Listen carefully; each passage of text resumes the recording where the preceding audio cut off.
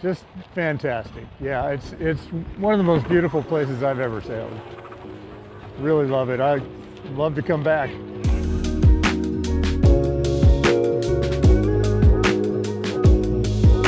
Final day at Adelaide Sailing Club has put together a fantastic show, event done and dusted, and we have 9 new champions. So in the apprentice, Luke Deegan, who was actually here for the Cena, had a dominant display. He made it a little hard for himself though, with a black flag early on. Whereas in the sixes, it was a 3-horse race, but Franco from Argentina, who had just competed in the ILCA 6 World Championships at Mar del Plata, wrapped it up. You know, man, I come here with a dream to win the world champion.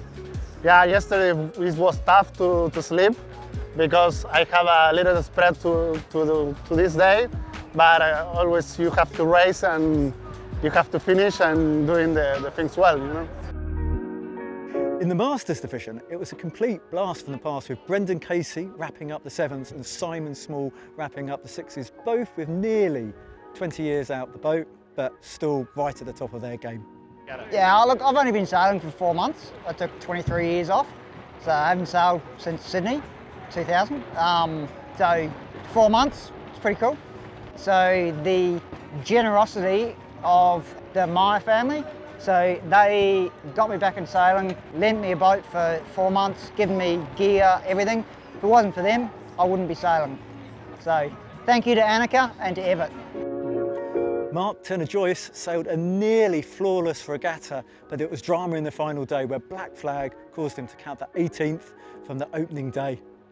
So Andrew Holdsworth from the USA had a super consistent regatta, eventually closed it in by just 2 points. In the Grand Master ILCA 7s, Brett Bayer had a nearly flawless regatta. A slow start for him with a 2nd place. After that, he only had bullets. Well, obviously it feels fantastic. I've won a few before, but the conditions were very much to my liking, which is wind and wave.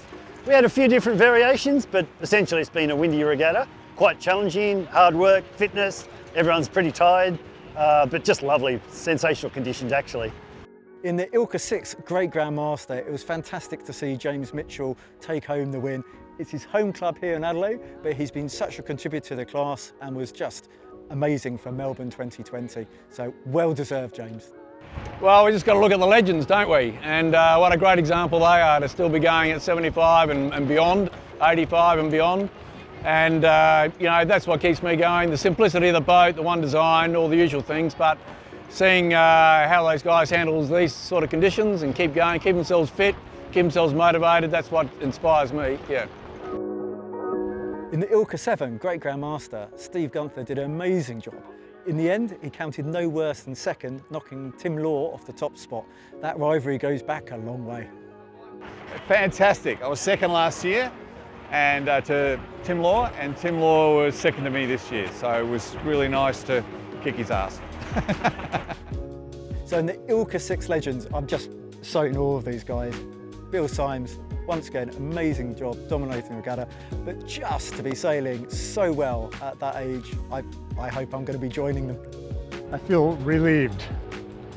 You know, I made it through the week without any big catastrophes. I had a couple of little ones, but it was extreme weather and there was a lot that could go wrong, but I survived.